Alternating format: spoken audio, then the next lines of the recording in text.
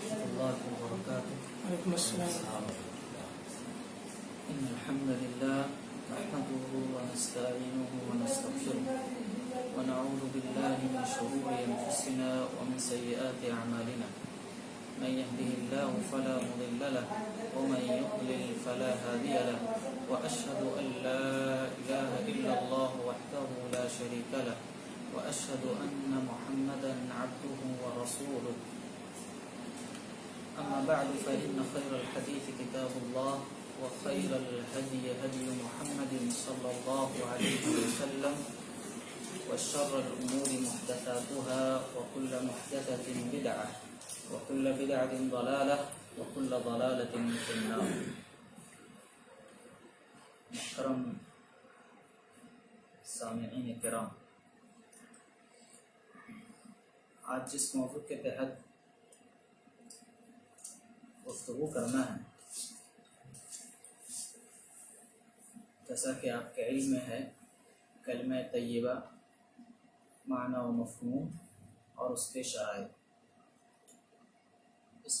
اس موضوع پر گفتگو کرنے کے لیے ہم اپنی بات کو چند حصوں میں تقسیم کر لیں گے اور اسی کے مطابق یکے بعد دیگرے اپنی بات رکھیں گے تاکہ بات بآسانی سمجھ آ جائے.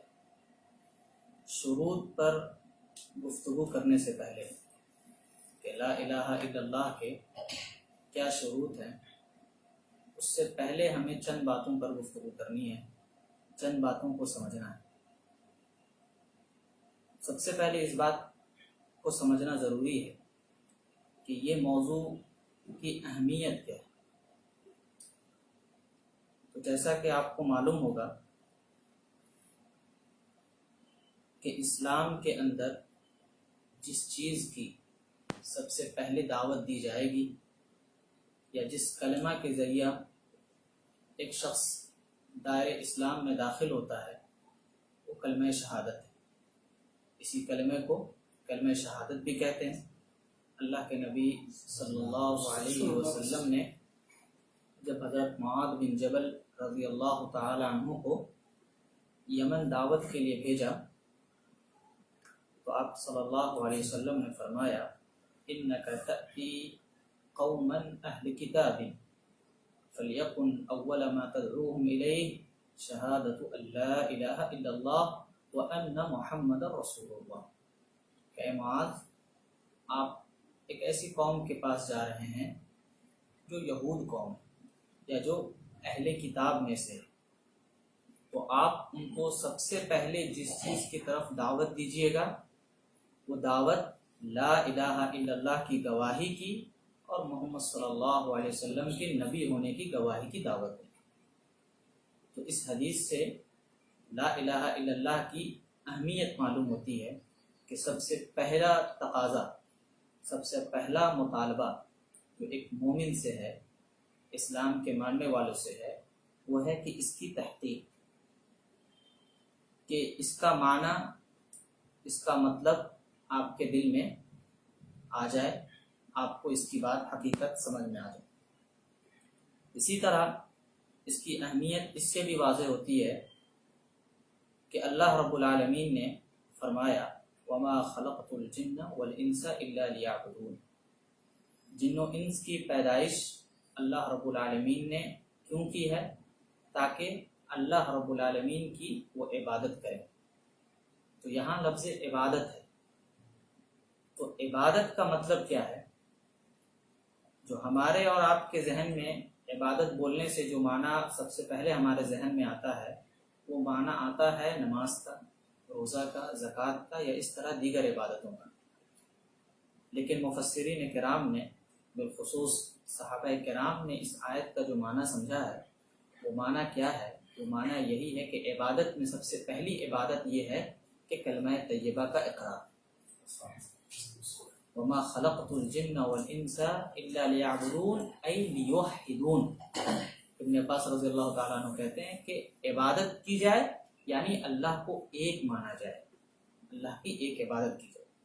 تو پتہ یہ چلا کہ اللہ رب العالمین نے جن و انس کو بھی لا الہ الا اللہ ہی کے خاطر پیدا کیا.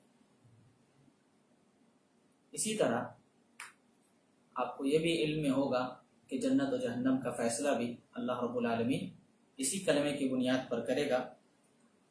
انبیاء کرام علیہم الصلاۃ والسلام کی تمام کے انبیاء کرام کی دعوت کا خلاصہ اسی لا الہ الا اللہ کے اندر ہے۔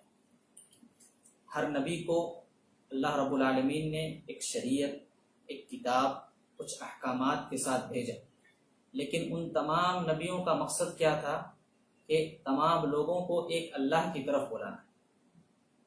یہی نبی کا مشن ہے، نبی صلی اللہ علیہ وسلم کا بھی یہی مشن ہے، اور آپ سے ماقبل جتنے بھی انبیاء کرام ہیں ان تمام کی دعوت کا خلاصہ یہی ہے۔ وَلَقَدْ بَعَثْنَا فِي كُلِّ أُمَّةٍ رَسُولًا أَنِ اعْبُدُوا اللَّهَ وَاجْتَنِبُوا الطَّاغُوتَ۔ اللہ رب العالمین اپنے نبیوں کے بھیجنے کا مقصد فرماتا ہے کہ میں نے، یعنی ہم نے جتنے بھی رسول جس امت میں بھیجے، بلکہ ہم نے ہر امت میں رسول بھیجا، مقصد کیا ہے؟ ان اعبدوا اللہ، کہ وہ اللہ کی عبادت کی طرف بلائیں، واجتنبوا الطاغوت، اور وہ امت جو ہے طاغوت کے سے پرہیز کرے۔ طاغوت کا مفہوم کیا ہے وہ ہم آگے چل کر کے اس پر گفتگو کریں گے۔ اسی طرح آپ کو یہ بھی علم میں ہوگا کہ توحید کی 3 قسم ہیں، آپ نے سن رکھا ہوگا: توحید ربوبیت، توحید الوہیت، توحید اسماء و صفات۔ تو توحید الوہیت کو ہی اگر آسان الفاظ میں کہیں تو وہی کلمہ طیبہ ہے، اور یہ وہ اہم توحید کا حصہ ہے کہ اگر یہ پورا ہو گیا تو سمجھ جائیں انسان کا توحید ربوبیت بھی پورا ہو گیا اور توحید اسماء و صفات بھی پورا ہو گیا۔ یعنی یہ ایک لازم چیز ہے، اس کے پائے جانے سے یہ دونوں چیزیں پائی جائیں گی انشاءاللہ ضرور، کیونکہ جو شخص اللہ رب العالمین کو کی عبادت کر رہا ہے، اس کو اپنا معبود مان رہا ہے، تو اس کے لیے تو ضروری ہے کہ اللہ کو رب بھی مانے، اللہ کو خالق بھی مانے، اللہ کو رازق بھی مانے۔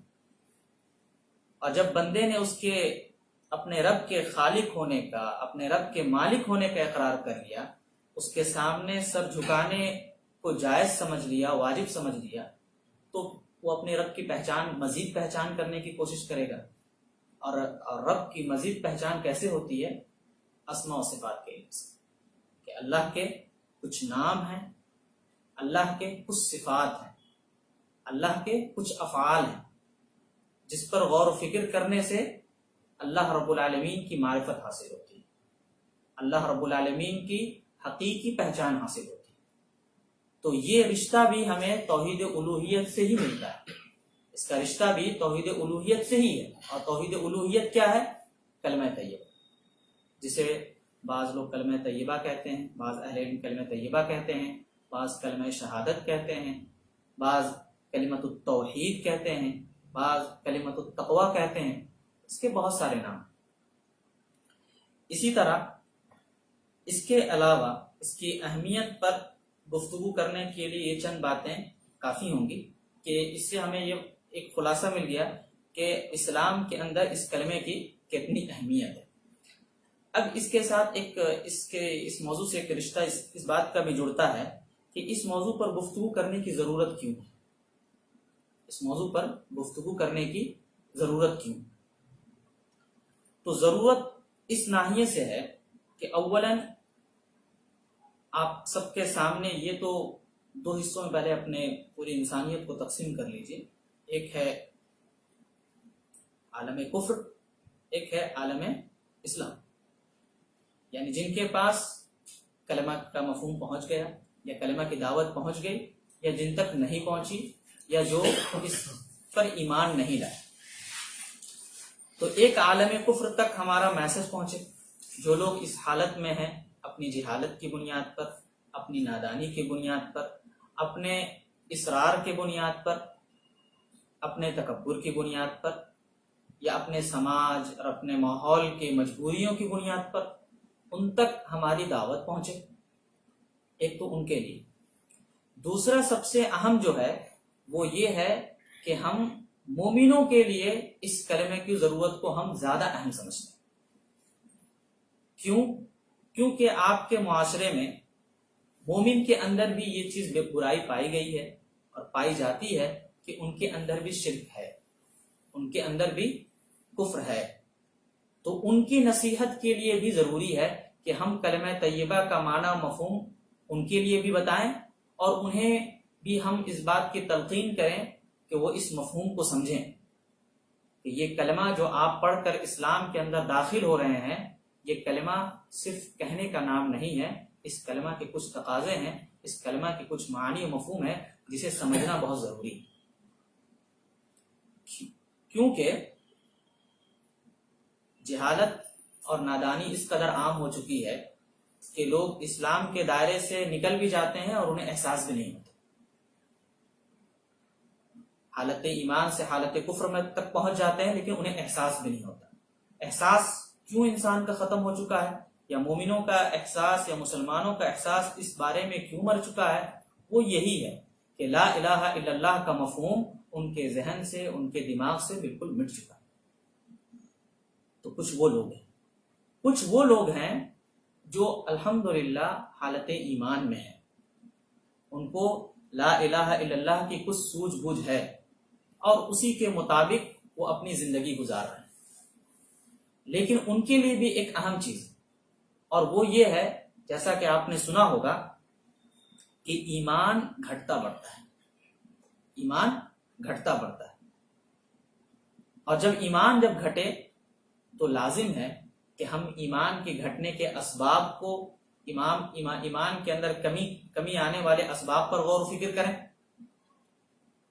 اور جب ہم کمیاں تلاش کرتے ہیں اور اپنے ان بھائیوں کی زندگی کو دیکھتے ہیں تو اس کے اندر جو کمی کے جو اسباب ہیں، وہ سب سے اہم اسباب یہ ہے کہ جو ماحول ہے، جو سماج ہم نے اپنے لیے کریٹ کر کے رکھا ہے، چاہے ورچولی ہو چاہے عالم بیداری میں، وہ سماج آپ کو آپ کے ایمان پر حملہ بولتا ہے، وہ سماج آپ کو کفر سے نزدیک کرتا ہے، وہ سماج آپ کے ایمان کے اندر شک ڈالتا ہے، آپ کو راہ راست سے بگاڑنے کے تمام قسم کے آسانیاں آپ کو فراہم کرتا ہے۔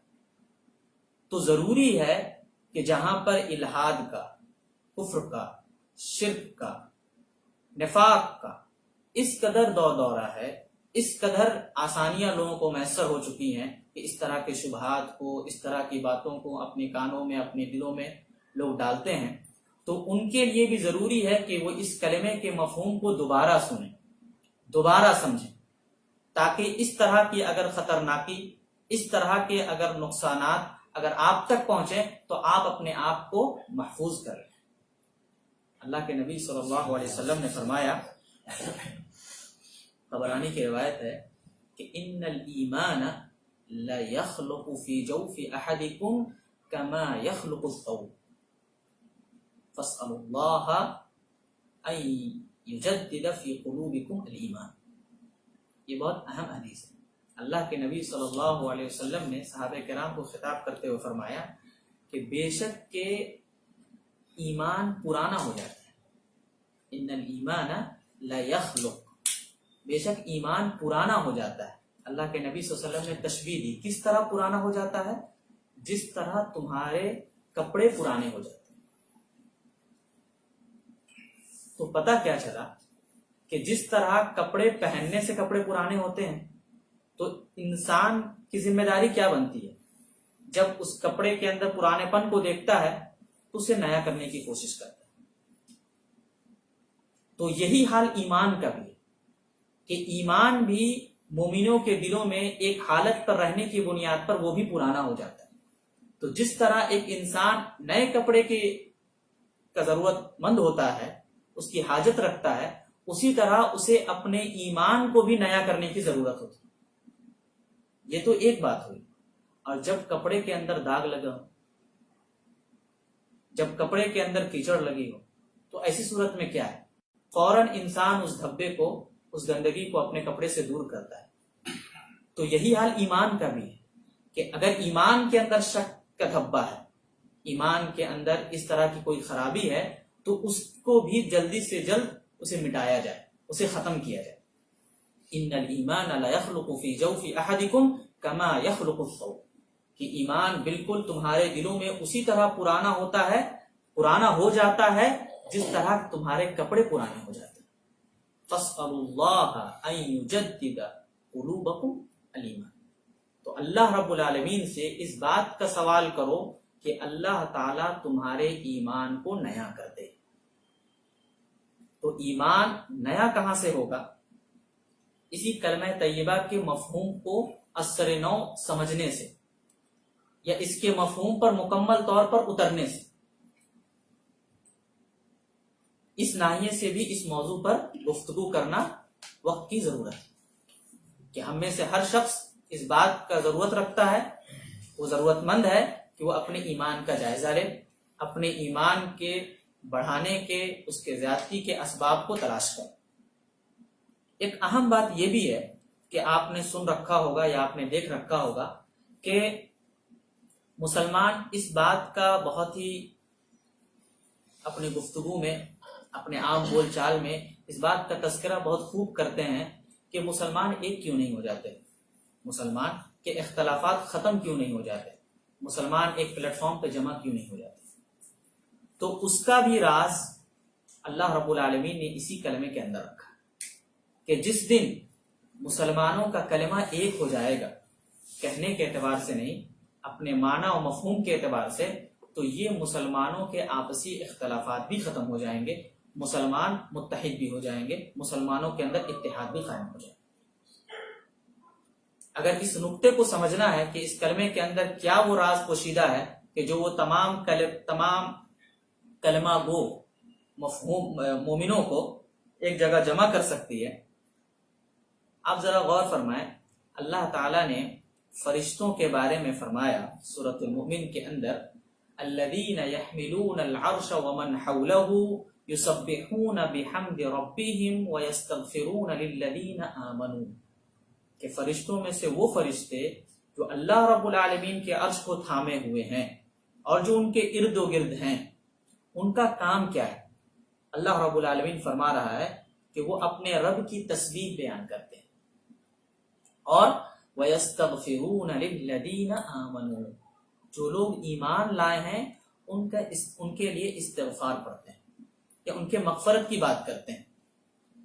تو اس آیت سے ہمیں پتہ کیا چلا کہ ایک انسان اور فرشتوں کی زندگی میں کتنا اختلاف ہے، کتنی دوری ہے، لیکن ایمان کے رشتے نے دونوں کو ایک کر دیا، دونوں کے ایک دوسرے کو متحد کر دیا، ایک شخص کو دوسرے شخص کے لیے فکر مند بنا دیا۔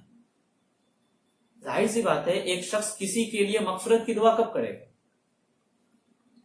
اس کے لیے فکر مند ہو تبھی کرے گا۔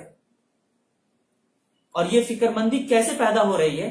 ایمان کے رشتے سے، کہ فرشتے بھی اس بندے کے لیے استغفار کر رہے ہیں جو بندہ اللہ رب العالمین کے ایمان کی حفاظت کرتا ہے، اس ایمان پر قائم رہتا ہے۔ تو جب فرشتے اور بندہ اور مومن ایک جگہ مل سکتے ہیں تو تمام مسلمان کیوں نہیں مل سکتے؟ جب کلمہ ایک ہو جائے، ایمان جب ایک ہو جائے، ایمان کا مفہوم ایک ہو جائے، توحید کا مفہوم ایک ہو جائے، شرک کا مفہوم ایک ہو جائے، سنت ایک ہو جائے، بدعت ایک ہو جائے، یعنی اس طرح کی الجھنیں نہ سماج میں دیکھی جائیں کہ جو کسی کے یہاں شرک ہے وہ دوسرے کے یہاں توحید ہے، جو کسی کے یہاں توحید ہے وہ اس کے یہاں کوئی اس کی اہمیت نہیں۔ تو یہ بھی ایک ضرورت ہے کہ اگر حقیقی طور پر مسلمان اس مسئلے کو لے کر فکر مند ہیں کہ ہم ایک ہو جائیں، ہم متحد ہو جائیں، تو انہیں اس کلمے کی بنیاد پر ہی ایک ہونا پڑے گا، ورنہ اس کے بغیر اور کوئی چارہ نہیں اور کوئی راستہ نہیں۔ اور اگر لفظ توحید پر ہی ہم غور کر لیں تو توحید اور اتحاد ایک ہی چیز ہے، جہاں وحدانیت ہوگی وہیں اتحاد ہوگا، ورنہ اس کے بغیر کوئی چارہ کر نہیں۔ ایک اور اہم اس کی اہمیت یا فضیلت کہہ لیں کہ ضرورت سے ہم نکل کر کے ہم فضیلت کی طرف آ رہے ہیں کہ اللہ رب العالمین نے اس کلمے کی ایک مثال قرآن مجید کے اندر بہت ہی اہم دی ہے، اس پر غور کرنے کی ضرورت ہے۔ اللہ رب العالمین نے فرمایا أَلَمْ تَرَ كَيْفَ ضَرَبَ اللَّهُ مَثَلًا كَلِمَةً طَيِّبَةً كَشَجَرَةٍ طَيِّبَةٍ أَصْلُهَا ثَابِتٌ وَفَرْعُهَا فِي السَّمَاءِ، اس آیت کا ترجمہ پڑھتے ہیں، ترجمے پر غور کرتے ہیں، پھر اس سلسلے میں بعض مفسرین نے کیا کہا ہے اس پر غور کرتے ہیں۔ اللہ تعالیٰ نے اس آیت کے اندر کلمہ طیبہ کی مثال ایک درخت سے دی، وہ درخت جو اپنی جڑوں سے بالکل لگا ہوا ہے، زمین سے بالکل لگا ہوا ہے، وَفَرْعُهَا فِي السَّمَاءِ، اور اس کی شاخیں آسمان پر ہے، یعنی وہ پھلدار ہے، پھل دیتا ہے۔ تو اللہ تعالیٰ نے کلمے کی مثال اس درخت سے دی۔ درخت کے متعلق مفسرین کرام کہتے ہیں کہ وہ کھجور کا درخت ہے۔ کلمہ طیبہ کی اس مثال سے اس کا کیا تعلق ہے، رشتہ کیا ہے ان دونوں کے درمیان؟ تو مفسرین کرام کہتے ہیں کہ کلمہ طیبہ جڑ کی طرح ہے، جو مومن کے دل میں راسخ ہو جاتا ہے، بیٹھ جاتا ہے۔ تو یہ جس قدر مومن کے دل میں بیٹھا ہوا رہے گا، جمع ہوا رہے گا، تو جو وہ عمل کرے گا، وہ عمل جو نیک اعمال کرے گا، وہ اس کے اعمال آسمان کی طرف جائیں گے، یعنی کہ قبول ہوں گے۔ وَأَصْلُهَا ثَابِتٌ وَفَرْعُهَا فِي السَّمَاءِ، کہ اگر ایمان آپ کے دل میں راسخ ہے، جمع ہوا ہے، وَفَرْعُهَا فِي السَّمَاءِ، تو آپ کے جو دیگر جو نیک اعمال ہوں گے وہ اس کلمے کی بنیاد پر وہ بھی مضبوط اور پائیدار ہوں گے، اسے بھی اللہ رب العالمین شرف قبولیت بخشے گا۔ اگر اس کے اندر کمی ہوگی، اس کے اندر کچھ نقصان ہوگا، تو اللہ رب العالمین ممکن ہے آپ کے اس عمل کو بھی ناقص مانے، اس عمل کو بھی قبول نہ کرے۔ اسی طرح اس کلمے کو اللہ رب العالمین نے قیامت کے دن سب سے وزنی چیز اس کو قرار دیا کہ ایک پلڑے میں تمام چیزیں رکھ دی جائیں اور ایک پلڑے میں لا الہ الا اللہ رکھ دیا جائے، تو یہ پلڑا سب سے زیادہ بھاری ہوگا۔ اسی طرح سب سے اہم نعمت جو ایک مسلمان کے لیے، ایک مومن کے لیے ہے، وہ اہم نعمت کیا ہے؟ وہ یہی کلمہ ہے۔ یہ سب سے پہلی نعمت، جس نعمت پر اگر ہم فخر کر سکیں، ایک ایمان والے کو فخر ہونا چاہیے، تو وہ یہی توحید ہے، یہی کلمہ طیبہ ہے۔ آپ ذرا غور فرمائیں کہ اللہ رب العالمین نے سورۃ النحل کے اندر سب سے پہلے جس نعمت کا ذکر فرمایا، وہ نعمت کیا ہے؟ وہ نعمت یہی ہے، ينزل الملائکۃ بالروح من امرہ ان انذروا انہ لا الہ الا انا فاتقون، کہ اللہ تعالیٰ نے فرشتے نازل فرمائے اور انہیں حکم دیا کہ آپ جائیں لا الہ الا اللہ کی دعوت دیں۔ مفسرین کرام کہتے ہیں کہ سورۃ النحل کے اندر اس آیت سے شروع کرنے کے بارے میں کیوں اس آیت سے شروع کیا گیا، یہ دوسری آیت کیوں قرار پائی، اور اس سے یہ کیسے ثابت ہو گیا کہ لا الہ الا اللہ بہت بڑی نعمت ہے؟ تو کہا جاتا ہے، بلکہ مفسرین کرام نے کہا ہے کہ سورۃ النحل کا ایک دوسرا نام سورۃ النعم ہے، نعمتوں کی سورت۔ اس سورہ کے اندر جب آپ اس کا ترجمہ پڑھیں گے یا اس کی تفسیر پڑھنا اگر آپ کو میسر ہوگا، تو اس اللہ رب العالمین نے اکثر و بیشتر اس سورت کے اندر نعمتوں کا ذکر فرمایا، اور اس نعمت میں سب سے پہلی نعمت کا جو ذکر ہوا ہے وہ اسی لا الہ الا اللہ کا ذکر ہوا۔ تو اس ناحیے سے بھی اس کی فضیلت ہے، اور یہ بھی آپ نے سمجھ رکھا ہوگا یا سن رکھا ہوگا کہ اللہ کی قیامت کے دن شفاعت کا حقدار بھی وہی شخص ہوگا جس نے لا الہ الا اللہ سچے طور پر پڑھا ہوگا۔ اور اسی طرح ان الایمان بضع وسبعون شعبہ وافضلها قول لا الہ الا اللہ، کہ ایمان کے بہت سارے شعبے ہیں، ان شعبوں میں سب سے اہم شعبہ لا الہ الا اللہ۔ تو یہ وہ بات تھی جو ہم نے شروع میں اس لیے آپ کے سامنے وضاحت فرمائی کہ ہم اس کی ضرورت کو محسوس کر سکیں اور اس کی اہمیت کو سمجھ سکیں، تاکہ جو آنے والی جو بات ہے جو کہ اہم ہے، جس کا جاننا، جسے یاد رکھنا اور اپنے زندگی کے اندر اس کو نافذ کرنا بہت ضروری ہے، اور وہ احساس انہی باتوں کو مقدمے کے طور پر سمجھنے سے ہوگا۔ ورنہ اگر محض شروط بیٹھ کر کے بیان کر دیا جائے اور یہ شروط بتا دیے جائیں اور آدمی مجلس ختم ہو جائے، تو وہ احساس بیدار نہیں ہوگا، پیغام کی اس قدر وہ ترسیل نہیں ہوگی جو مقصود ہے۔ تو اس لیے اس اہمیت کو بتلایا گیا۔ تو اب آتے ہیں موضوع کے اس نقطے کی طرف کہ لا الہ الا اللہ کے شروط کیا ہے اور شروط کیوں ضروری ہے، شروط یا شرائط کیوں ضروری ہے اور شرط ہے کیا۔ تو اولاً تو یہ سمجھ لیں کہ شرط کہتے ہیں کس کو۔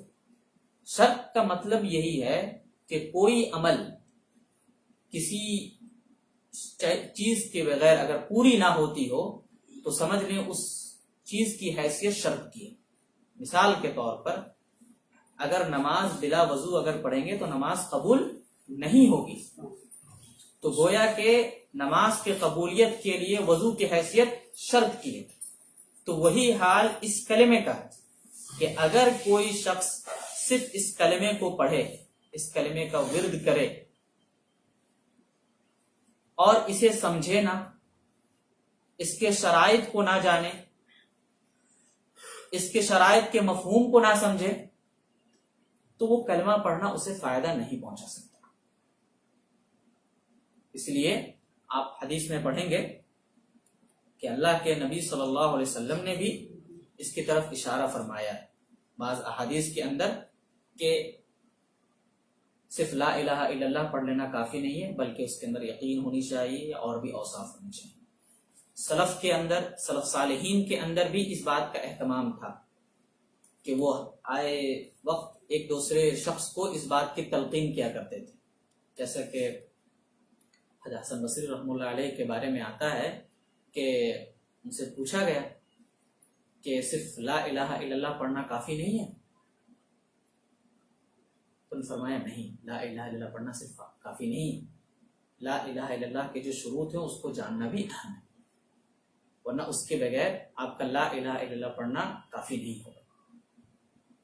اسی طرح بعض سلف کے متعلق آتا ہے، غالباً حسن بصری رحمۃ اللہ علیہ کے متعلق آتا ہے کہ وہ فرزدق اپنی عورت کو دفن کر رہے تھے، تو حسن بصری رحمۃ اللہ علیہ نے ان سے پوچھا، دفن کرنے کی حالت میں ہی پوچھا، اس دن کے لیے کیا تیاری کر رکھے؟ تو انہوں نے کہا کہ میں 70 سال سے لا الہ الا اللہ پڑھ رہا ہوں، اقول لا الہ الا اللہ منذ 70 سنہ۔ حسن بصری رحمۃ اللہ علیہ نے کہا بہت اچھی بات، یعنی بہت اچھا آپ نے اہتمام کیا، لیکن یہ یاد رکھیں، لیکن نصیحت یہ یاد رکھیں کہ اس کے کچھ شروط ہیں اور شروط کو جاننا اہم ہے۔ تو اسی طرح اور بھی ہیں، جیسے مثال کے طور پر وہب بن منبہ رحمۃ اللہ علیہ کے بارے میں آتا ہے کہ پوچھا گیا کہ کیا لا الہ الا اللہ جنت کی کنجی نہیں ہے؟ فرمایا گیا بالکل جنت کی کنجی ہے، تو اس کے پڑھنے سے تو انسان کو جنت میں داخلہ بآسانی مل جانا چاہیے۔ تو وہب بن منبہ رحمۃ اللہ علیہ نے کہا کہ جس طرح ہر چابی کا کچھ نشان ہوتے ہیں، کچھ نشانیاں ہوتی ہیں، کچھ علامتیں ہوتی ہیں جس سے ایک خاص تالا کھلتا ہے، تو وہی حیثیت اس چابی کے اندر جو نشانات ہوتے ہیں تو وہی حیثیت کلمہ کے شروط کے ہیں، کہ اگر کلمہ کے اندر اگر شروط نہ ہو، وہ شرائط کا علم نہ ہو، اس شرائط کی جانکاری نہ ہو، تو جس طرح وہ چابی سے وہ کوئی تالا نہیں کھل سکتا یا کوئی وہ خاص تالا نہیں کھل سکتا جس کو آپ کو ضرورت ہو، تو وہی حیثیت لا الہ الا اللہ کے اس کی ہے۔ تو لا الہ الا اللہ کے شروط کیا ہیں؟ آپ نے سن رکھا ہوگا، آپ نے جان رکھا ہوگا۔ اجمالی طور پر لا الہ الا اللہ کے شروط اہل علم کے، بیشتر اہل علم کے اقوال کے مطابق 7 ہیں۔ نمبر 1 علم کا ہونا، یقین ہونا، اخلاص ہونا، صدق ہونا، سچائی ہونا، فرما برداری ہونا اور محبت ہونا، اور اسی کے ساتھ ساتھ اخلاص اور یقین، انقیاد یعنی کہ قبول کا ہونا، کہ قبول کا بھی جذبہ ہونا چاہیے۔ تو یہ وہ 7 چیز ہیں جو کلمہ پڑھنے کے بعد انسان سے تقاضا کیا جاتا ہے، مومن سے تقاضا کیا جاتا ہے کہ آپ ان 7 چیزوں کو اپنی زندگی میں نافذ کریں، ورنہ اس کے بغیر آپ کا کلمہ پڑھنا آپ کو کافی نہیں ہوگا۔ تو ہم بات شروع کرتے ہیں علم سے، اجمالی طور پر، زیادہ مفصل یا انداز میں نہیں، کہ علم کا مطلب کیا ہے، کہ لا الہ الا اللہ کو جاننا یہ کیا مقصد رکھتا ہے۔ جیسا کہ اللہ رب العالمین نے نبی صلی اللہ علیہ وسلم کو مخاطب کرتے ہوئے فرمایا فَاعْلَمْ أَنَّهُ لَا إِلَهَ إِلَّا اللَّهُ، کہ نبی صلی اللہ علیہ وسلم آپ جانیے کہ انہ لا الہ الا اللہ، کہ اللہ کے علاوہ کوئی معبود نہیں۔ تو اور اسی طرح اللہ کے نبی صلی اللہ علیہ وسلم نے یہ بھی فرمایا کہ علم کی شرط فرمائی، بعض حدیث کے اندر ہے کہ من مات وهو يعلم انه لا الہ الا اللہ دخل الجنہ، کہ جو اس حال میں انتقال فرمایا کہ اسے علم ہو لا الہ الا اللہ کا، تو جنت میں داخل ہو گئے۔ تو لا الہ، جیسے کہ ہم نے ابھی گزشتہ چند لمحے پہلے ہم نے سنا، اور کہ لا الہ الا اللہ صرف کہنا کافی نہیں ہے، بالکل کہنا بھی ضروری ہے، لیکن کہنے کے بعد جو اہم جو تقاضا ہے اس کا علم ہونا۔ اور علم کیسے آئے گا؟ ہم لا الہ الا اللہ کے مفہوم کو سمجھیں، اور لا الہ الا اللہ کا مفہوم کیا ہے؟ جو تقاضا ہے ہم سے علم کے متعلق کہ علم رکھنا ہے، تو پہلے تو ہم سے تقاضا یہی ہے کہ ہم لا الہ، پہلے ہم انکار کریں۔ اس بات کرنے سے، یعنی اقرار کرنے سے پہلے، اللہ کا اعتراف کرنے سے پہلے آپ پر یہ ضروری ہے کہ آپ انکار کریں اللہ کے علاوہ ہر معبود کے، اللہ کے علاوہ ہر معبود کے، لا الہ، کہ اللہ کے علاوہ کوئی معبود نہیں۔ اور یہاں پر ایک نقطہ ہمیں سمجھنا ہے کہ اس مفہوم کو خود ہمارے ہی یہاں، خود ہمارے سماج میں اس لا الہ الا اللہ کو، مفہوم کو کس طرح بگاڑ دیا گیا، یا آپ کے کانوں تک اگر بات پہنچی ہو یا آپ نے سن رکھا ہوگا، تو بعض لوگ اس لا الہ الا اللہ کا بھی اس انداز میں مفہوم بیان فرماتے ہیں کہ لا الہ الا اللہ کا مطلب یہ ہوا کہ کوئی معبود کے بجائے یہ کہیں کہ اللہ کے علاوہ کوئی موجود نہیں، یہ بھی آپ نے سن رکھا ہے۔ یا اس طرح کا کلمہ بھی آپ نے سن رکھا ہوگا، یا بعض لوگوں کے یہاں اس قسم کا بھی اگر اعتقاد پایا جاتا ہے، عقیدہ ہے کہ اللہ کے علاوہ کوئی قدرت رکھنے والا نہیں۔ یہ بہت ہی چند لفظوں کا فرق ہے، لیکن اپنے اثر کے اعتبار سے بہت ہی خطرناک ہے۔ یقیناً اگر کوئی شخص یہ بات کہتا ہے کہ اللہ کے علاوہ کوئی قدرت رکھنے والا نہیں، یہ جملہ اپنے آپ میں مکمل ہے، صحیح ہے، لیکن یہ لا الہ الا اللہ کا معنی و مفہوم نہیں۔ اللہ بالکل قدرت رکھنے والا ہے، خالق ہے، مالک ہے، لیکن اللہ کو معبود ماننا ہے، معبود برحق ماننا ہے۔ ذالک بأن اللہ هو الحق وأن ما يدعون من دونه الباطل، کہ یہ ماننا ہے آپ کو کہ اللہ ہی حق ہے، معبود برحق ہے، وَأَنَّ مَا يَدْعُونَ مِن دُونِهِ الْبَاطِلِ، اللہ کے علاوہ جسے بھی معبود بنایا گیا یا بنایا جا رہا ہے وہ تمام کے تمام باطل ہے۔ تو یہ بات ماننا ضروری ہے، ورنہ اگر کوئی شخص لا الہ الا اللہ کا صرف یہ مفہوم بیان کر کے نکل جائے، یا یہ مفہوم کا اظہار کرے کہ اللہ قادر ہے، اللہ کے علاوہ کوئی قادر نہیں، تو پھر مشرکین مکہ بھی ایمان والے ہو جائیں گے، کیونکہ رب ہونے کا اعتراف تو ان کے یہاں بھی تھا۔ قُلْ مَن يَرْزُقُكُم مِّنَ السَّمَاءِ أَمَّن يَرْزُقُكُم مِّنَ السَّمَاءِ وَالْأَرْضِ أَمَّن يَمْلِكُ السَّمْعَ وَالْأَبْصَارَ وَمَن يُخْرِجُ الْحَيَّ مِنَ الْمَيِّتِ وَيُخْرِجُ الْمَيِّتَ مِنَ الْحَيِّ وَمَن يُدَبِّرُ الْأَمْرَ فَسَيَقُولُونَ اللَّهُ أَفَلَا تَتَّقُونَ۔ اے نبی صلی اللہ علیہ وسلم، آپ ان سے پوچھیں کہ کون آسمان اور زمین سے تمہیں رزق دیتا ہے، اور کون ہے جو سماعت اور بصارت پر ملکیت رکھتا ہے، اور کون جو ہے جو زندے سے مردے کو اور مردے سے زندے کو زندہ کرتا ہے، اور کون ہے جو اس کائنات کو چلا رہا ہے۔ فَسَيَقُولُونَ اللَّهُ، وہ کہیں گے کہ اللہ ہی یہ کام کر رہا ہے۔ تو یہ تو عقیدہ مشرکین کا بھی تھا، مشرکین مکہ کا بھی تھا، کہ رب کا اعتراف تھا، رب پر یقین بھی تھا۔ فَإِذَا رَكِبُوا فِي الْفُلْكِ دَعَوُا اللَّهَ مُخْلِصِينَ لَهُ الدِّينَ، جب پریشانی میں آتے تو رب کو پکارتے. افسوس تو یہ ہے کہ ہمارے یہاں پریشانی میں بھی یہ مفہوم، یہ خیال ہمارے ذہن و دماغ سے جاتا رہا کہ اس وقت بھی ہمیں اللہ کا خیال نہیں آتا. تو عرض یہ کر رہا تھا کہ اگر لا الہ الا اللہ کا اگر یہ مفہوم مان لیا جائے کہ اللہ کے علاوہ کوئی قادر نہیں ہے، اللہ کے علاوہ کوئی رب نہیں ہے، اللہ کے علاوہ کوئی مالک نہیں ہے، تو یہ لا الہ الا اللہ کا مفہوم نہیں ہوگا. لا الہ الا اللہ کا مفہوم اسی وقت کامل ہوگا جب ہم یہ مانیں یا اس بات کا انکار کریں کہ اللہ کے علاوہ کوئی معبود برحق نہیں ہے. کیونکہ اگر کوئی یہ بھی کہتا ہے کہ اللہ کے علاوہ صرف معبود کہے تب بھی معنی مکمل نہیں ہو پائے. کیونکہ جیسا کہ عرض کیا میں نے کہ معبود بھی تو بہت سارے لوگوں نے بنا رکھے ہیں، خواہ وہ مسلمان ہو خواہ وہ دوسرے جو حالت کفر میں، ان لوگوں نے بھی تو بہت سارے معبود بنا رکھے. اس لیے صرف معبود کہہ دینا یہ بھی کافی نہیں ہوگا، معبود برحق کہنا ہوگا کہ اللہ کے علاوہ کوئی معبود برحق نہیں. اسی لیے جیسا کہ جو میں نے سورہ لقمان کی جو آیت پڑھی آپ کے سامنے، ذالک بان اللہ هو الحق، کہ یہ ماننا ہے کہ اللہ ہی حق ہے، یعنی معبود برحق ہے، وان ما يدعون من دونه الباطل، تو اس کے علاوہ ہیں وہ باتیں.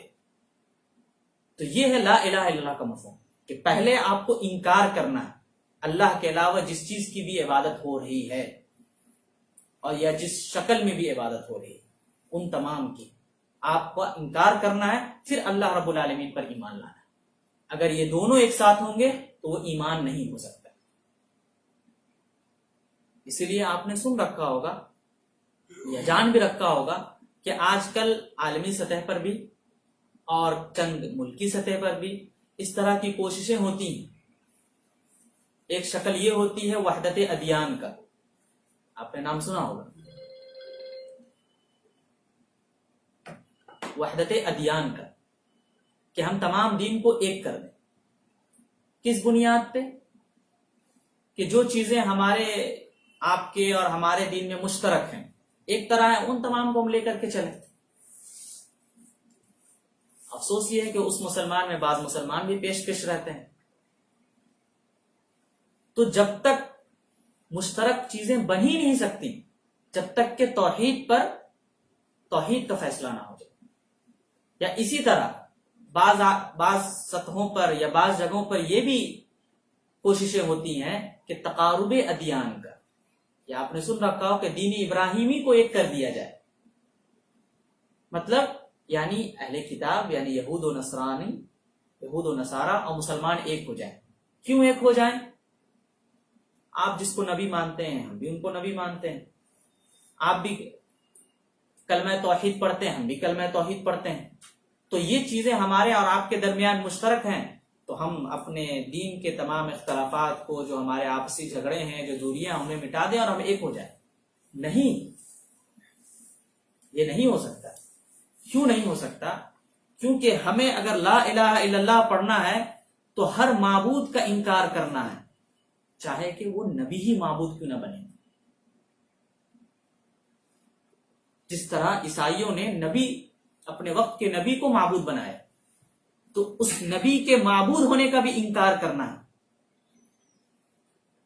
اگر کوئی شخص موسیٰ علیہ الصلوۃ والسلام کو بھی اگر معبود مانتا ہے تو ان کے معبود ہونے کا بھی انکار کرنا ہے.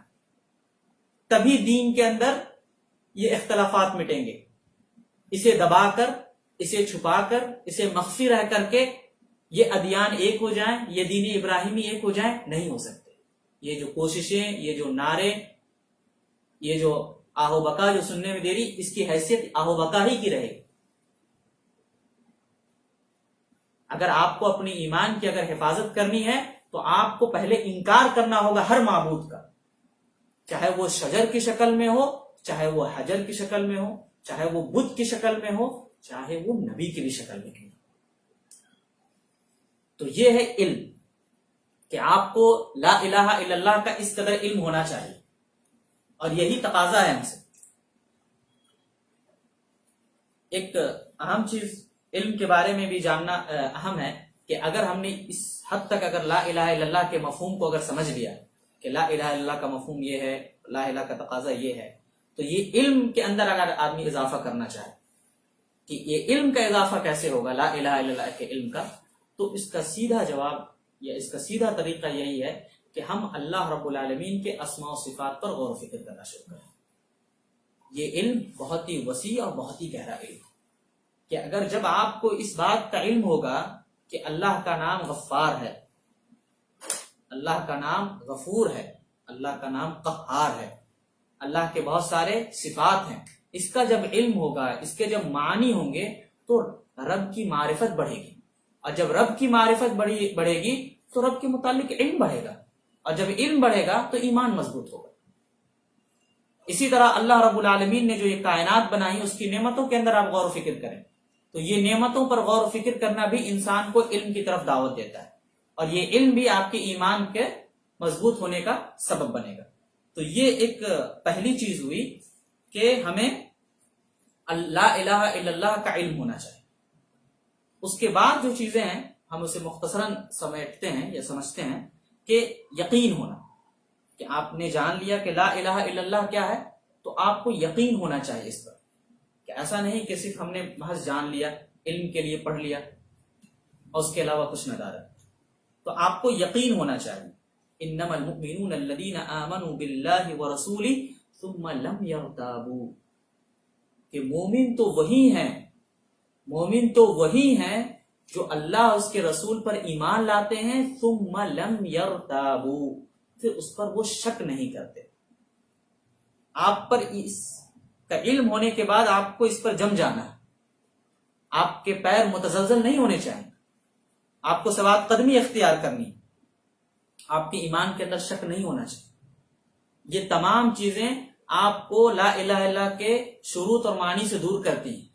شک کا پیدا ہو جانا، استقامت میں ڈھیلا پن آ جانا، یقین کا کم ہو جانا، یا اسی طرح آپ غور فرمائیں کہ نا امیدی کو کیوں کفر کہا گیا، نا امیدی کو کفر کیوں کہا گیا؟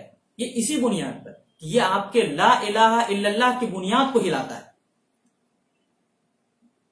کہ جس کلمے کے اعتراف کے بعد پڑھنے کے بعد آپ ایمان میں داخل ہوئے اور جس رب کو آپ نے اپنا معبود مانا ہے تو اس کا تقاضا ہے کہ اس پر مکمل یقین رکھا جائے، چاہے آسانی ہو زندگی میں، چاہے پریشانی ہو زندگی میں، چاہے آپ نعمت میں ہو، چاہے آپ مصیبت میں ہو، اس ذات پر آپ کو یقین رکھنا ہے۔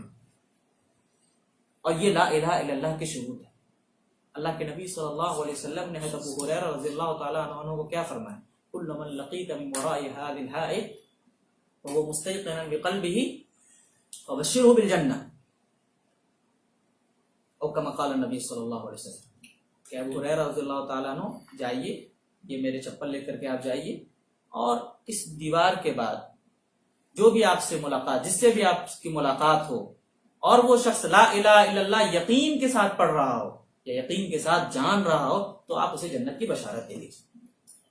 تو یہ ایک کتنی اہم چیز ہے کہ یقین کا ہونا۔ علم کے بعد اہم چیز یہ ہے کہ ہمیں اس کا یقین ہو جائے، اور یہ یقین کا مرحلہ بالکل اس کے مدارج ہیں، اس کے مراتب ہیں، کہ انسان ایک دم سے بہت ہی اونچے مرحلے پہ نہیں پہنچتا، آہستہ آہستہ پہنچتا ہے، لیکن اسے اپنے کوششوں میں اپنی عبادتوں کا حصہ بنانا چاہیے کہ کس طرح ہم عبادت کریں، کس طرح ہم اپنے علم کا اضافہ کریں کہ ہمیں اپنے یقین میں اضافہ ہو۔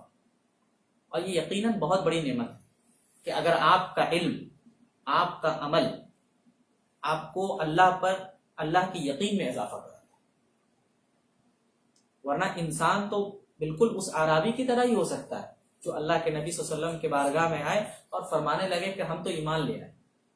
اللہ کے نبی صلی اللہ علیہ وسلم وَلَمَّا يَدْخُلِ الْإِيمَانُ فِي قُلُوبِكُمْ، ایمان ابھی تک آپ کے دل میں داخل نہیں ہوا ہے، اور دل میں داخل انہی راستوں سے ہوتا ہے کہ آپ ان اعمال کو بجا لائیں، ان اعمال پر کوشش کریں جو آپ کے یقین میں اضافہ کریں، اور بالکل یقین میں اضافہ انہی باتوں کے سننے یا انہی باتوں پر عمل کرنے سے ہوتا ہے۔ اسی طرح ایک جو تیسری چیز ہے وہ ہے قبول، کہ اگر آپ کو علم ہو گیا، یقین ہو گیا، تو آپ کو یہ کلمہ قبول بھی ہونا چاہیے، یہ مفہوم قبول بھی ہونا چاہیے۔ انہم کانوا اذا قیل لهم لا الہ الا اللہ یستکبرون، یستکبرون کہ مشرکین مکہ کو جب کہا گیا کہ آپ لا الہ الا اللہ کہیں تو انہوں نے تکبر کیا. وَيَقُولُونَ أَإِنَّ لَتَارِكُ آلِهَتِنَا لِشَاعِرٍ مَجْنُونٍ بَلْ جَاءَ بِالْحَقِّ وَصَدَّقَ الْمُرْسَلِينَ. کیا ہم ایک ایسے شاعر، ایک ایسے مجنون کی باتوں کی بنیاد پر اپنے معبودوں کو چھوڑ دیں؟ حالانکہ اللہ تبارک و تعالیٰ کہتا ہے کہ نبی جو بات لے کر کے آئے وہ بالکل سچی بات تھی. بل جاء بالحق، وہ حق لے کر کے. تو اس آیت سے ہمیں کیا پتا چلا کہ اگر آپ کو جب یقین ہو گیا، علم ہو گیا، تو آپ کو یہ کلمہ قبول ہونا چاہیے. اپنے مفہوم کے لائے سے اس کے اندر روگردانی نہیں ہونی چاہیے، اس کی تردید کا رویہ آپ کے اندر نزدیک نہیں ہونا چاہیے کہ ہم نے آج مان لیا اور پھر کل ہم نے اس سے منہ موڑ لیا. اس کے بعد ایک اہم چیز ہے جو لا الہ الا اللہ کے شرائط میں ہے، جسے علماء اس کے لیے ایک لفظ استعمال کرتے ہیں انقیاد. اس کا قریبی مفہوم ہم اردو کے لیے یہ استعمال کر سکتے ہیں فرما برداری. فرما برداری کہ وَمَن يُسْلِمْ وَجْهُهُ إِلَى اللَّهِ وَهُوَ مُحْسِنٌ فَقَدِ اسْتَمْسَكَ بِالْعُرْوَةِ الْوُثْقَى وَإِلَى اللَّهِ عَاقِبَةُ الْأُمُورِ. کہ آپ نے لا الہ الا اللہ پڑھ لیا ہے تو آپ کی ذمہ داری بنتی ہے، یہ شرط ہے لا الہ الا اللہ کے قبول ہونے کا، لا الہ الا اللہ کے جنت کے داخلے کا سبب بننے کے لیے کہ وہ آپ فرما بردار بنے اپنے رب کے. اور فرما برداری کیا ہے؟ فرما برداری یہی ہے کہ آپ کو جو حکم دیا جائے آپ اس کو کر گزریں، اور جس کام سے آپ کو منع کیا جائے آپ اس سے رک جائیں. یہ کلمہ کو مضبوطی سے پکڑ رکھنے کا مفہوم ہے. اللہ رب العالمین نے فرمایا وَمَن يُسْلِمْ وَجْهُهُ إِلَى اللَّهِ وَهُوَ مُحْسِنٌ فَقَدِ اسْتَمْسَكَ بِالْعُرْوَةِ الْوُثْقَى وَإِلَى اللَّهِ عَاقِبَةُ الْأُمُورِ. جس نے اپنے آپ کو اللہ کے سپرد کر دیا، جس نے اپنے آپ کو اللہ کے سپرد کر دیا، وَهُوَ مُحْسِنٌ، اور وہ احسان مند ہو. کیا ہے احسان مند؟ یعنی آپ کی عبادت اللہ رب العالمین کے لیے درجہ احسان تک ہو، جیسا کہ اللہ کے نبی صلی اللہ علیہ وسلم فرماتے ہیں فَإِن لَمْ تَكُنْ تَرَاهُ فَإِنَّهُ يَرَاكَ أَن تَعْبُدَ اللَّهَ كَأَنَّكَ تَرَاهُ فَإِن لَمْ تَكُنْ تَرَاهُ فَإِنَّهُ يَرَاكَ. عبادت اس طرح کریں کہ رب آپ کو دیکھ رہا ہے، یہ خیال آپ کے ذہن میں رہے، یا آپ اللہ کو دیکھ رہے ہیں. ان دو حالتوں میں سے ایک حالت میں آپ کو رہنا ہے. تو یہ ہے تسلیم، یا یہ ہے فرما برداری کا تقاضا کہ ہم احسان کے درجے تک پہنچ کر ہم اپنے رب کی فرما برداری کریں، اس کے ہر بات پر ہم اپنے سر تسلیم کو جھکا دیں، خم کر دیں. وَمَن يُسْلِمْ وَجْهُهُ إِلَى اللَّهِ وَهُوَ مُحْسِنٌ فَقَدِ اسْتَمْسَكَ بِالْعُرْوَةِ الْوُثْقَى. اللہ تبارک و تعالیٰ نے فرمایا اس نے باضابطہ یعنی تحقیقی طور پر عروۃ وثقی کو مضبوطی سے تھام لیا. مفسرین کہتے ہیں عروۃ وثقی سے مراد لا الہ الا اللہ، یعنی جس نے اپنے آپ کو اللہ کے سپرد کر دیا اس نے فقد استمسک بالعروۃ الوثقی، اس نے عروۃ وثقی کو مضبوطی سے تھام لیا. اسی طرح ایک اہم چیز ہے اخلاص، جو شرائط میں سے ہے کہ آپ کے کلمہ کے اندر اخلاص ہونا چاہیے. تو اخلاص کا تقاضا دو ہے، ایک تو شرک کے تک ہے کہ اس کے اندر آپ انتہائی مخلص ہوں، اس کے اندر ملاوٹ نہ ہو، اس کے اندر کسی بھی شے کی آمیزش نہ ہو. فَاعْبُدِ اللَّهَ مُخْلِصِينَ لَهُ الدِّينَ، کہ آپ اللہ رب العالمین کی جو عبادت کریں گے، اللہ کو اگر آپ نے معبود برحق مانا ہے تو ہر عبادت اسی کے لیے مخلص ہو کر کے کریں گے، چاہے نماز ہو، روزہ ہو، عبادت یا عبادت کی اور بھی کوئی دوسرے حصے ہیں، ذبح ہو، نظر ہو، نیاز ہو، توکل ہو، استغاثہ ہو، مدد ہو، کچھ بھی ہو، یہ اسی کے لیے کریں گے. ایک یہ چیز.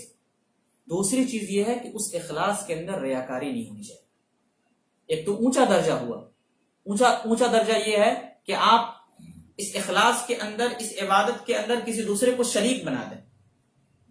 اور نچلا درجہ یہ ہے کہ آپ تو ظاہری طور پر کسی کو شریک نہ بنائیں، لیکن آپ کا ارادہ، آپ کا دلی ارادہ نعوذ باللہ وہ واقعتاً شریک بنائے. ریاکاری کیوں شرک ہے؟ ریاکاری کیوں شرک ہے؟ شرک اس لیے ہے کہ جو عبادت انسان کو اللہ کے لیے کرنی چاہیے وہ اپنی ریاکاری کی بنیاد پر وہ عبادت کسی دوسرے شخص کے لیے کر رہا ہوتا ہے، جو بالکل وقتی معاملہ ہوتا ہے، لیکن اللہ رب العالمین نے، اللہ کے رسول صلی اللہ علیہ وسلم نے اسے بھی شرک مانا۔ تو یہ ہے اخلاص کا تقاضا کہ فاعبد اللہ مخلصین لہ الدین، کہ اگر آپ نے لا الہ الا اللہ پڑھا ہے، لا الہ الا اللہ کا آپ کو علم ہو چکا ہے، اس پر یقین ہے، آپ نے قبول کر لیا ہے، فرما برداری کا آپ نے پروانہ پڑھ لیا ہے کہ آپ نے فرما برداری کا اعتراف کر لیا کہ ہمیں اپنے رب کے حکم کی فرما برداری کرنی ہے، تو آپ کو چاہیے کہ اپنے لا الہ الا اللہ کے تقاضے کو نبھائیں اور اپنے اعمال کے اندر، اپنی عبادت کے اندر مخلص بنیں، اخلاص پیدا کریں، للہیت پیدا کریں۔ یہ لا الہ الا اللہ کا تقاضا ہے۔ اسی طرح جو آخری جو دو چیزیں بچی شروط کے اندر، وہ ہے صدق، کہ سچائی۔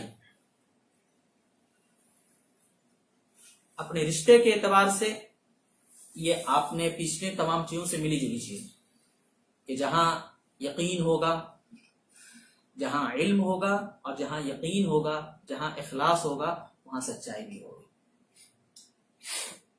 اور یہ سچائی اس ناحیے سے بھی اہم ہے کہ کچھ چیزیں اس میں سے جو پہلے گزری، اس کا تعلق دل سے ہے، اس کا تعلق دل سے ہے۔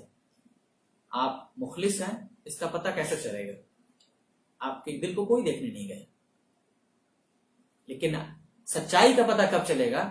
جب آپ اس کا، آپ کے اعمال کے اندر، آپ کی زبان کے اندر اس کا اظہار ہو، جو بات آپ کے دل میں ہو اس کا اظہار آپ کی زبان سے ہو، تب صدق کا پتہ چلے گا، تب پتہ چلے گا کہ آپ کے اندر جھوٹ نہیں ہے۔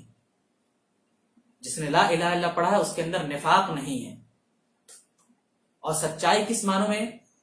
کہ آپ کو بالکل وہ تمام چیزیں ظاہر ہونی چاہیے سچائی کے ساتھ ساتھ، کہ یقین ہو، کیونکہ ذرا سے اگر کمی آئے گی تو انسان انہی شخص کی طرح ہو جائے گا جس کو اللہ رب العالمین نے منافق کہا، وَمِنَ النَّاسِ مَن يُؤْمِنُ بِاللَّهِ وَالْيَوْمِ الْآخِرِ وَمَا هُم بِمُؤْمِنِينَ۔ لوگوں میں سے کچھ ہیں جو اللہ اور آخرت پر ایمان تو رکھتے ہیں لیکن ایمان والے ہیں نہیں۔ یہی کہ سچائی نہیں ہے، اس کی صدق نہیں ہے بلکہ جھوٹ ہے۔ اسی لیے اللہ رب العالمین، اللہ کے رسول صلی اللہ علیہ وسلم نے سچائی کی طرف، لا الہ الا اللہ کے شرط کی طرف اشارہ کرتے ہوئے فرمایا کہ ما من احد یشہد ان لا الہ الا اللہ وان محمد رسول اللہ صدقا من قلبہ الا حرمہ اللہ علیہ، کہ جس نے سچائی کے ساتھ لا الہ الا اللہ کی گواہی دی اور رسول اللہ صلی اللہ علیہ وسلم کے رسول ہونے کی گواہی دی سچائی کے ساتھ، تو اس پر جہنم حرام ہے، اس پر جہنم حرام۔ اور آخری چیز جو لا الہ الا اللہ کے شرط کے متعلق جو بچی، وہ یہ ہے کہ محبت۔ اگر آپ نے لا الہ الا اللہ کو پڑھا ہے، لا الہ الا اللہ کو سمجھا ہے، تو لا الہ الا اللہ کا شرط ہے کہ آپ کو لا الہ الا اللہ کلمہ سے محبت ہونی چاہیے، آپ کو اللہ سے محبت ہونی چاہیے۔ اور محبت کا مطلب یہ ہے کہ آپ کے اندر بغض نہیں ہونا چاہیے، نفرت نہیں ہونا چاہیے، نہ اللہ سے اور نہ ہی ان لوگوں سے جس کو اللہ رب العالمین کے یہاں محبوب ہے۔ محبت کا یہی تقاضا ہے۔ اور اسی طرح اللہ کی جو دین ہے، اللہ کا جو دین ہے، اس دین کی بھی کوئی بات سے آپ کو نفرت اور بغض نہیں ہونا چاہیے۔ اگر آپ کو اللہ محبوب ہے، اللہ کے رسول محبوب ہیں، اللہ اور اس کے رسول کے جو محبوب ہیں وہ بھی آپ کے محبوب ہیں، تو اس کا بھی یہ تقاضا ہے کہ جو دین وہ دے کر کے آپ کو گئے ہیں، وہ دین بھی آپ کو محبوب ہونا چاہیے۔ دین کی ہر بات آپ کو محبوب ہونی چاہیے۔ ایسا نہیں کہ کچھ عبادتیں آپ کو اچھی لگتی ہیں، کچھ عبادتیں آپ کو خراب لگ رہی ہیں۔ یہ لا الہ الا اللہ کا تقاضا ہے۔ آپ ذرا دیکھیں سماج کے اندر بہت ساری عبادتیں لوگوں سے نفرت کے درجے تک پہنچ گئی ہیں۔ بطور مثال آپ قربانی کو دیکھ لیں، لوگ انسانیت کے نام پہ، ہیومینٹیز کے نام پہ آپ کو یہ مفہوم سمجھائیں گے، یہ بالکل رحم کے خلاف ہے، شفقت کے خلاف ہے، لیکن یہ لا الہ الا اللہ کے مفہوم نہیں ہے۔ اگر آپ نے یہ بات کہی تو آپ کو پھر اپنے ایمان پر فکر کرنی چاہیے۔ یہی تو محبت ہے کہ اللہ نے اگر آپ کو کسی بھی چیز کو قربان کرنے کو حکم دے دیا تو اس کی محبت کا تقاضا ہے کہ آپ اس کو کر گزریں، اس کے کسی بھی حکم کو آپ قابل نفرت چیز نہ بنائیں، چاہے پوری کا پورا دین ہو یا دین کا ایک حصہ ہی کیوں نہ ہو۔ یہ وہ چند چیزیں ہیں، اور اسی کی طرف اللہ رب العالمین نے بھی اشارہ فرمایا، وَمِنَ النَّاسِ مَن يَتَّخِذُ مِن دُونِ اللَّهِ أَندَادًا يُحِبُّونَهُمْ كَحُبِّ اللَّهِ وَالَّذِينَ آمَنُوا أَشَدُّ حُبًّا لِلَّهِ، کہ لوگوں میں سے کچھ لوگ ایسے ہیں جو اللہ کی طرح محبت کرتے ہیں ان لوگوں سے، یعنی اپنے بتوں سے، یا اپنے ان چیزوں سے جنہوں نے ان کو اپنا معبود بنا رکھا ہے، یعنی جو ان کے معبودان باطلہ ہیں، ان معبودان باطلہ سے اس قدر محبت کرتے ہیں جس طرح اللہ سے محبت ہونی چاہیے۔ والذین آمنوا اشد حبا للہ، کہ اور مومن کون ہوتے ہیں؟ مومن وہ ہوتے ہیں جو اشد اللہ سے محبت نہیں کرتے، اللہ سے سب سے زیادہ محبت کرتے ہیں۔ اس کا دو مفہوم، ایک مفہوم یہ ہے کہ جتنے کافر اپنے معبود سے جتنا محبت کرتے ہیں، مومن اپنے رب سے اس سے زیادہ محبت کرتے ہیں۔ اس کا ایک مفہوم یہ، اور اس کا دوسرا مفہوم یہ ہے کہ دنیا کی تمام چیزوں سے سب سے زیادہ اگر مومن کو جو چیز محبوب ہے وہ اللہ کی ذات ہے۔ تو یہ وہ چند شرائط ہیں جس کا جاننا، جس کا علم ہونا، جس کے مطابق عمل کرنا ضروری ہے، تبھی جا کر ہمارا ایمان، ہمارا اسلام مکمل ہوتا ہے۔ اخیر میں دعا ہے اللہ رب العالمین ہمارے ایمان کی حفاظت فرما، اللہ العالمین ہمیں لا الہ الا اللہ کے شروط کو سمجھنے اور اس کے مطابق زندگی گزارنے کے توفیق عنایت فرما، آمین۔ وآخر دعوانا الحمدللہ رب العالمین۔